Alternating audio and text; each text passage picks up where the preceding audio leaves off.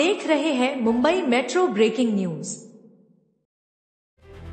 आई बाबा फाउंडेशन के अध्यक्ष योगेश मौर्य ने देवनार पुलिस के मदद से राशन का कालाबाजार करने वाले राशन माफिया राकेश गुप्ता को देवनार पुलिस के हवाले किया।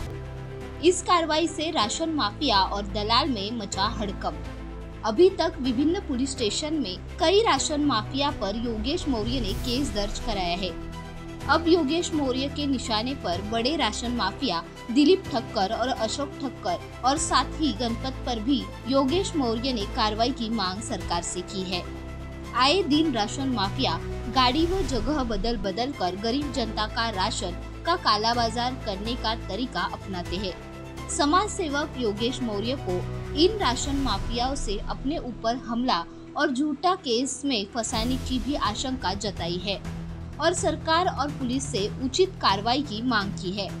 और एक बात यह है कि धड़ल्ले से बनावट व्हील का भी ये राशन माफिया इस्तेमाल करते हैं। मी सगळ्यात पहिला आभारी मानतो पोलीस स्टेशनचे व रॅशनिंग अधिकाऱ्यांचे की या टायमी मला कारवाईला म्हणजे मला जास्त हे करायला नाही लागलं की म्हणजे एव्हिडन्स सगळं दिलं। आता एक विषय देवनारचा सांगतो, त्याच्यानंतर अजून विषय सांगतो तुम्हाला। देवनारमध्ये इकडे मी ऑलरेडी 4 तारखेला रॅशनिंग अधिकारीला मी काय विषय बोललेलो की तुमच्या हद्दीमध्ये जे माफिया आहेत 1.5 महिना अगोदर याच माफियावर इकडे केस झालेली देवनार पोलीस स्टेशनला, तरी पण या माफियांना काही म्हणजे भीती वगैरेचा काही त्यांना काही आहेच नाही। म्हणजे कायदा पण त्यांना आहे ना, ते पैशाच्या धाड्यावर कायद्याला पण पूर्ण विकत घ्यायची ताकद ठेवतात असं त्यांचा वक्तव्य असतो कुठे ना कुठे।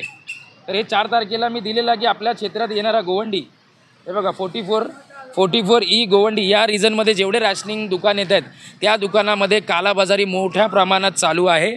पूर्ण मुंबईमध्ये चालू आहे, पण या ठिकाणी आता आज म्हणजे निर्देशात आणून दिलं मी यांच्या की एवढ्या दुकानामध्ये असे चोरी चालू आहे। अरेस्ट झालेले जे आहेत की राकेश गुप्ता करून आहेत, अजून भरपूर माफिया आहेत।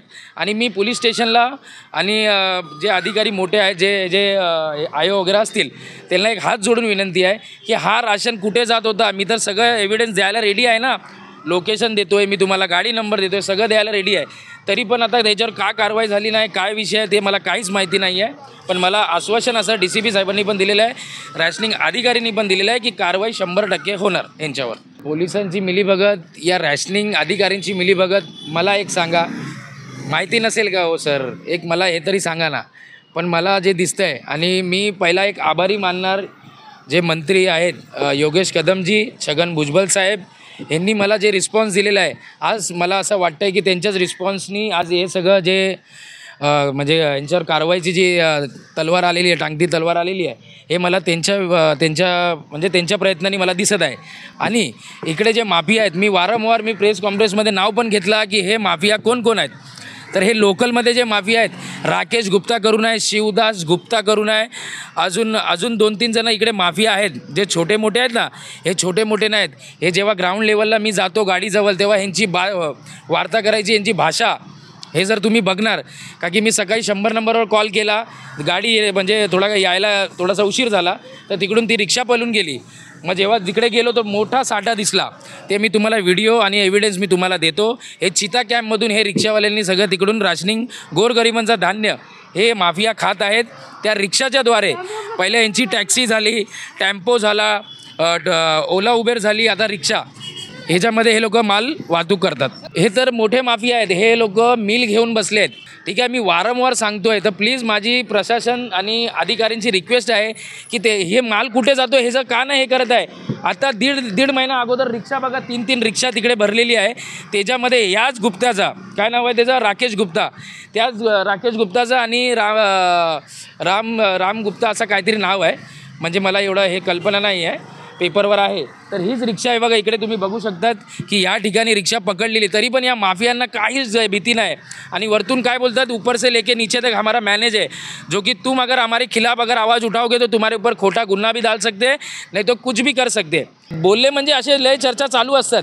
कसं आहे की मी एक चोरांना धरून देतो ना, तर चोर शेवटी मला मारणारच किंवा माझ्यावर काहीतरी म्हणजे शाला करणार, मला मारायला काहीतरी असं षडयंत्र रचणार की हा कुठे अडकायला पाहिजे का की ह्यांच्या ब्लॅक म्हणजे कालाबाजारीमध्ये मी अडथळा टाकत आहे, म्हणून हे माझ्यावर कधीही काही करू शकतात।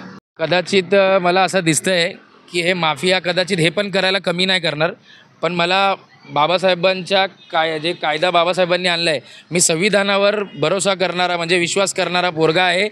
कलमवर मला भरोसा आहे, महाराष्ट्र पोलीसवर पण मला भरोसा आहे की मला म्हणजे योग्य ती माझ्याबरोबर योग्य ठिकाणी उभे राहतील जर असं काय झालं तर.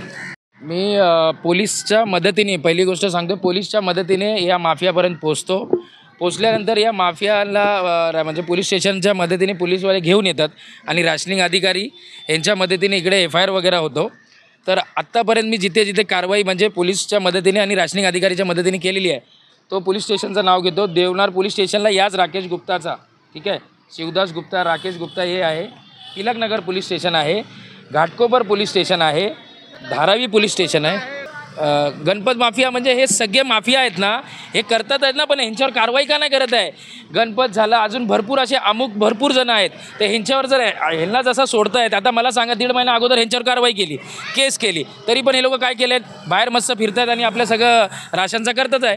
तर हे माफिया काय ऐकत नाही आहे. हे जेवढे माफिया आहेत, राकेश गुप्ता, गणपत वगैरे जेवढे जण आहेत, सगळ्यांवर मोकोका टाकायचं मी साहेबांना रिक्वेस्ट करतो आहे की कडक ते कडक कारवाई करा, जेणेकरून गोरगरिबाचा धान्य हे माफियांच्यापर्यंत पोचणार नाही. आता ते पोलीस प्रशासनावर बघू काय करतात. आणि DCP साहेब एकदम म्हणजे त्यांनी मला एकदम पॉझिटिव्ह गोष्ट सांगितलेली आहे की कडक ते कडक कारवाई करण्यात येईल. आणि मी काही गोष्टी DCP साहेबांना पण सांगणार आहे की ह्यांचे हे कुठे आहेत, म्हणजे गोडाऊन वगैरे कुठे कुठे आहेत.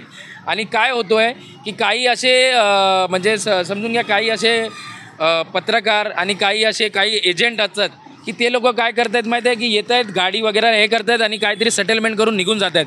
तर प्लीज माझी रिक्वेस्ट आहे की असं काय करू नका. गोरगरिबांचं धान्य हे त्यांच्यापर्यंत पोचवा. जर तुम्ही चांगले पत्रकार असताल किंवा काय असणार तर तुम्ही त्यांच्यापर्यंत हा विषय पूर्णपणे जे सरकार आपल्याला धान्य देतो आहे ते गरिबांच्या घरापर्यंत पोचायला पाहिजे, ही मी सगळ्यांना रिक्वेस्ट करतो आहे. आणि सगळ्यांना एक रिक्वेस्ट अजून करतो आहे की जर कोणाला राशनचं बरोबर भेटत नसेल किंवा राशनिंगद्वारे जे तुम्हाला वितरित होत आहेत ते जर तुम्हाला भेटत नसेल तर मला संपर्क करा. माझा फाउंडेशन आहे आईबाबा फाउंडेशन, तुम्ही त्याच्यावर मला संपर्क करू शकतात. तुमच्या मदतीला मी येणार. चॅनलच्या माध्यमातून सरकारपर्यंत व रॅशनिंग मोठे अधिकारी, अन्न पुरवठा मंत्री यांच्यापर्यंत हा विषय तुम्ही पोचवा, हेच मी अपेक्षा करतो. नाहीतर हे माफिया उद्याचा माझा काहीही बरं वाईट करू शकतात. त्याच्या मदतीने, रॅशनिंग अधिकारींच्या मदतीने आत्तापर्यंत देवनार, धारावी, तिलकनगर, घाटकोपर आणि आज जोगेश्वरीमध्ये पण FIR झालेली आहे, ओशिवरामध्ये.